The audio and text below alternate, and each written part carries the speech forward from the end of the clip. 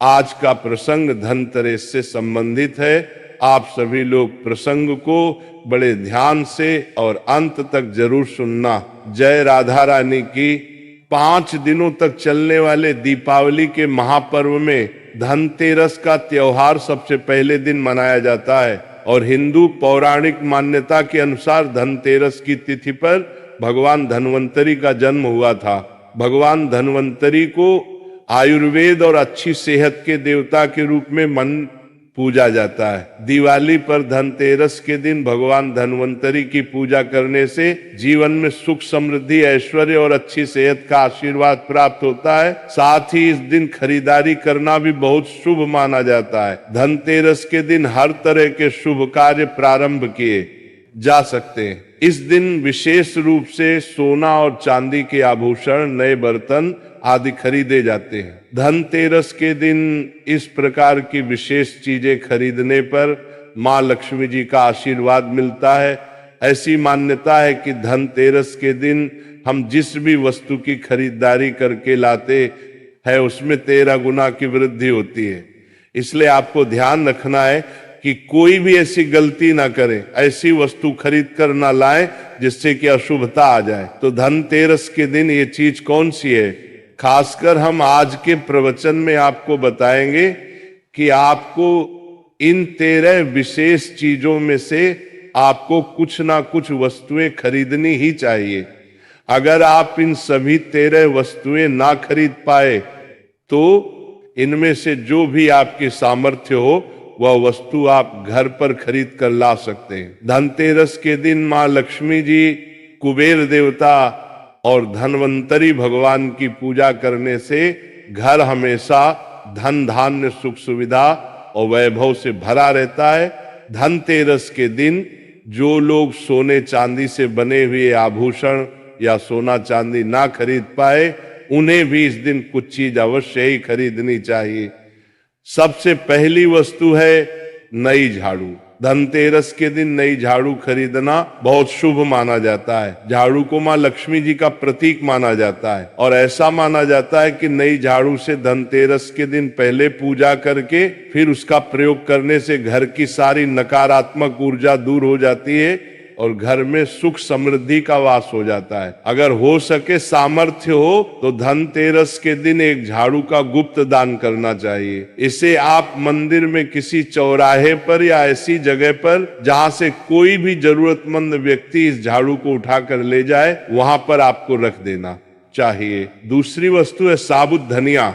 धनतेरस के दिन आप कुछ लेकर आए या ना आए, साबुत धनिया तो हर कोई ला सकता है। साबुत धनिया लाकर दिवाली के दिन उसे पूजा करने के बाद अपने ही घर में क्यारी में या गमले में डालना चाहिए और ऐसा करने घर में आपके जो भी धन है, जो भी आय है, उसमें बरकत होने लगती है। अगर आए दिन अनावश्यक रूप से खर्चे होते हो तो उसमें भी रोक लग जाती है। इस दिन नमक भी खरीद कर लानी चाहिए। नमक अगर आप डली वाला लाते हैं तो और भी शुभ बरकत होने लगते हैं। लेकिन आजकल डली वाला नमक मिलना हर जगह मुमकिन नहीं होता है, तो आप जो भी नमक आपको मिल पाता हो वह नमक आप इस दिन घर पर लेकर आए। धनतेरस से लेकर दीपावली के अगले दिन गोवर्धन और भाई दूज तक आप इसी नमक का प्रयोग करें और इन 5 दिनों तक लगातार आपको नमक का पोछा भी घर में लगाना चाहिए। ऐसा करने से एक तो दरिद्रता दूर हो जाती है और घर से नकारात्मक ऊर्जा भी दूर हो जाती है। चौथी वस्तु जो आपको घर पर लानी चाहिए वह है गोमती चक्र। कहते हैं कि जिस घर में गोमती चक्र होता है वहां सुख, सौभाग्य और समृद्धि की वृद्धि होती है। गोमती चक्र घर पर रखने से वास्तु दोष भी दूर हो जाता है और अगर घर परिवार में किसी भी सदस्य में आत्मविश्वास की कमी हो तो धनतेरस के दिन गोमती चक्र लाकर उनके हाथ से पूजा करवाकर फिर बाद में आपको इन गोमती चक्र को अपने मंदिर में या फिर धन रखने के स्थान पर आपको रख देना चाहिए। ऐसा करने से जो भी संबंधित परेशानी है वह दूर हो जाती है। आपको ये सारी वस्तुएं मार्केट में पूजा वाली दुकान में बहुत आसानी से मिल जाएंगी। 5वीं वास्तु है कौड़ियां। कौड़ियां आपको सफेद, भूरी, पीली, चितकबरी मिल जाएंगी, लेकिन आपको 2 कौड़ी लानी है। वो या तो सफेद लेकर आए या फिर पीले रंग की कौड़ियां लेकर आए। कहते जिस घर में कौड़ियां होती हैं वहां पर माँ लक्ष्मी जी हमेशा वास करती है। कौड़ियां माँ लक्ष्मी जी को आकर्षित करती है, इसलिए आज के दिन आप 5, 7, 11 या 13 कौड़ियां लाके आप चाहे तो धनतेरस की शाम को या फिर दीपावली की रात को इनकी पूजा करके, रोली, अक्षत, कुमकुम अर्पित करके, फिर एक लाल कपड़े में बांधकर आपको अपने घर में जहां पर भी आप धन रखते हैं वहां रख देना चाहिए। हर साल आप इन्हीं पुरानी कौड़ियों की पूजा कर सकते हैं। हर साल आपको कौड़ियां खरीदने की आवश्यकता नहीं है। यदि आप नई कौड़ियां खरीदना ही चाहते हैं तो पुरानी कौड़ियों को आप जल में प्रवाहित कर दें। छठी वस्तु है श्री यंत्र। श्री यंत्र खरीदते समय देख लीजिएगा कि उस पर सभी चिन्ह, सभी जो भी निशान होते हैं वह अच्छे से अंकित होने चाहिए। श्री यंत्र जिस घर में होता है, नियमित रूप से श्री यंत्र की पूजा जिस घर में होती है, वहां पर भी कभी धन का अभाव नहीं रहता। श्री यंत्र की उत्पत्ति को लेकर धार्मिक पुराणों में उल्लेख मिलता है कि एक बार महालक्ष्मी जी अप्रसन्न होकर पृथ्वी से बैकुंठ लोक चली गई। माता के रुष्ट हो जाने से धरती पर बहुत सारी समस्याएं प्रकट हो गई। ब्राह्मण और महाजन बिना लक्ष्मी जी के निधन हो गए। तब ब्राह्मणों में श्रेष्ठ वशिष्ठ मुनि ने निश्चय किया कि मैं लक्ष्मी जी को प्रसन्न कर पृथ्वी पर वापस ले आऊंगा। जब मुनि वशिष्ठ बैकुंठ में जाकर महालक्ष्मी जी से मिले तो उन्हें पता चला कि महालक्ष्मी जी तो अप्रसन्न है और वह किसी भी स्थिति में पृथ्वी पर आने को तैयार नहीं है। तब वशिष्ठ जी ने वहीं पर बैठकर भगवान विष्णु की आराधना शुरू कर दी। नारायण ने प्रसन्न होकर मुनि वशिष्ठ को अपने दर्शन दिए। वशिष्ठ जी ने श्री हरिविष्णु से कहा कि हम पृथ्वी पर बिना लक्ष्मी जी के बहुत दुखी हैं। हमारे सारे आश्रम उजड़ गए, धरती पर वैभव खत्म होने वाला है। ये सुनकर भगवान विष्णु वशिष्ठ मुनि को साथ लेकर महालक्ष्मी जी के पास गए और उन्हें मनाने की कोशिश की, लेकिन फिर भी महालक्ष्मी जी नहीं मानी। तब उन्होंने कहा कि मैं किसी भी स्थिति में पृथ्वी पर वापस जाने को तैयार ही नहीं हूं। जब चारों दिशाओं में महालक्ष्मी जी के पृथ्वी पर वापस न आने की बात फैल गई, तब देवताओं के गुरु बृहस्पति जी ने एक युक्ति सुझाई। उन्होंने कहा कि अब श्री यंत्र साधना ही एकमात्र उपाय बचा है जिससे महालक्ष्मी जी को धरती पर आना ही पड़ेगा। गुरु बृहस्पति जी के निर्देशों से श्री हरि ने धातु पर श्री यंत्र का निर्माण किया और उसे मंत्र सिद्ध प्राण प्रतिष्ठा युक्त करते हुए दीपावली के 2 दिन पूर्व धन त्रयोदशी को श्री यंत्र पर स्थापित करके विधि विधान से उसका पूजन किया। पूजन समाप्त होते होते माता लक्ष्मी जी को वहां आना ही पड़ा और वे बोली कि मैं किसी भी स्थिति में यहां आने के लिए तैयार नहीं थी, ये मेरा प्रण था, परंतु बृहस्पति जी की युक्ति से मुझे आना ही पड़ा। श्री यंत्र मेरा आधार है और इसी में मेरी आत्मा भी बसती है। यही कारण है कि धनतेरस के दिन श्री यंत्र खरीदना चाहिए और अपने घर में स्थापित करना चाहिए। 7वीं वस्तु है 7 मुखी रुद्राक्ष की माला या फिर 7 मुखी रुद्राक्ष। अगर आप धनतेरस के दिन 7 मुखी रुद्रा घर पर लाते हैं और फिर उसकी विधि विधान से पूजा करते हैं या भगवान शिव की पूजा में आप इस रुद्राक्ष को प्रयोग करते हैं, किसी भी मंत्र का जाप करते हैं तो उससे भी आपके घर में कभी परेशानी नहीं आती। किसी प्रकार का कोई अकाल मृत्यु का भय नहीं रहता, क्योंकि दीपावली दीपों का त्योहार होता है और इस दिन अपने घर में अपने अपने सामर्थ्य के अनुसार दीपक जलाए जाते हैं। धनतेरस के दिन भी दीप जलाने चाहिए।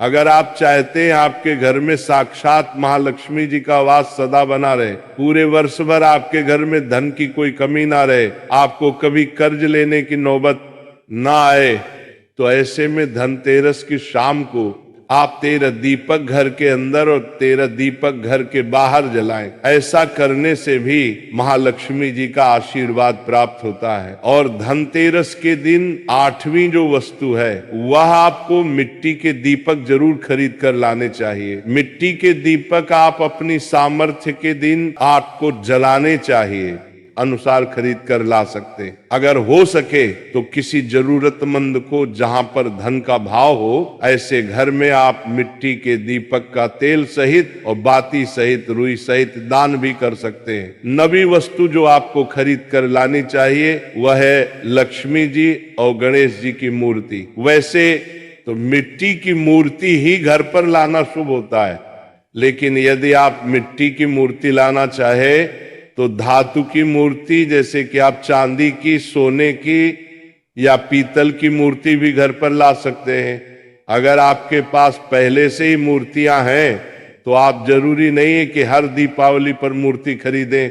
धातु की मूर्ति यदि है तो हर साल आप मूर्ति न खरीदें, लेकिन मिट्टी की मूर्ति है तो उनका विसर्जन कर आपको धनतेरस के दिन नई मूर्तियां लाकर उनकी पूजा विधि विधान से करनी चाहिए। धनतेरस के दिन खरीदी गई नई मूर्तियों की पूजा आपको दीपावली की शाम को करनी चाहिए। धनतेरस के दिन आप भगवान गणेश और माँ लक्ष्मी जी की जो मूर्ति खरीदे वह खरीदते समय ये ध्यान रखें कि दोनों मूर्ति अलग अलग होनी चाहिए और दोनों ही मूर्ति में भगवान गणेश और लक्ष्मी जी बैठी हुई मुद्रा में हो खड़ी हुई मुद्रा में लाई गई। जो मूर्तियां होती हैं वह उग्र स्वभाव की और चंचल मानी जाती हैं। अगर आप खड़ी हुई मुद्रा वाली मूर्तियां लेकर आते हैं तो वैसे में धन का भाव आप पक्के घर में लगातार बना रह सकता है। और आपको ध्यान रखना है कि जो मूर्तियां आप लेकर आए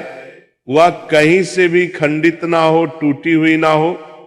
गणेश जी की प्रतिमा खरीदते समय ध्यान रखें कि उनकी जो सूंड है वो बाईं तरफ मुड़ी हुई हो और उनका वाहन मूषक भी उस मूर्ति में जरूर बना हो और भगवान गणेश के एक हाथ में लड्डू या मोदक भी होना चाहिए। और महालक्ष्मी जी की जो मूर्ति है वह कमल के फूल पर विराजित होनी चाहिए और उनके हाथ में सिक्के हो या फिर सिक्के गिरने वाली अवस्था में हो। ऐसी मूर्तियां घर पर लाना बहुत शुभ होता है। बहुत से लोग आज के दिन उल्लू पर विराजमान मूर्ति या फिर तस्वीर घर पर लेकर आते हैं, लेकिन आपको हाथी या फिर कमल के फूल पर विराजमान लक्ष्मी जी की मूर्ति या तस्वीर ही घर पर लानी चाहिए। कभी भी प्लास्टिक कॉफिन दो बनने वाले हैं, लेकिन मूर्ति या घर पर लानी चाहिए। पेरिस जिसे पोप कहते हैं, प्लास्टिक की मूर्तियां इस दिन नहीं खरीदनी चाहिए और ना ही पूजा में उनका प्रयोग करना चाहिए। आप केवल मिट्टी के या फिर धातु की मूर्ति ही लेकर आए। अष्ट धातु की मूर्ति भी आप ला सकते हैं। धनतेरस के दिन आपको जो 10वीं वस्तु खरीदनी चाहिए वह कुबेर यंत्र वो आप केवल मिट्टी के धातु की मूर्ति ही लेकर आए। यंत्र जिस घर में होता है वहां पर धन के देवता कुबेर का वास होता है, साथ ही माँ लक्ष्मी जी भी वहां पर वास करती हैं। आपको उत्तर दिशा में धन कुबेर यंत्र की स्थापना करनी चाहिए। इस दिशा का सही निर्माण परिवार में समृद्धि और खुशियों को लेकर आता है। साथ ही अगर आपके घर में किसी तरह का कोई वास्तु दोष है तो वह दोष भी दूर हो जाएगा और व्यापार में आपके कारोबार में खूब बरकत भी होगी। कई बार लोग खूब मेहनत करने के बाद भी इतना धन नहीं कमा पाते जितनी आप मेहनत करते हैं, और मेहनत करने के बाद भी आपके धन की तिजोरी खाली ही रहती है। तो उसे पूरा साल भरा रखने के लिए आपको धनतेरस के दिन और दिवाली के दिन कुबेर यंत्र की विधि विधान से पूजा भी करनी चाहिए।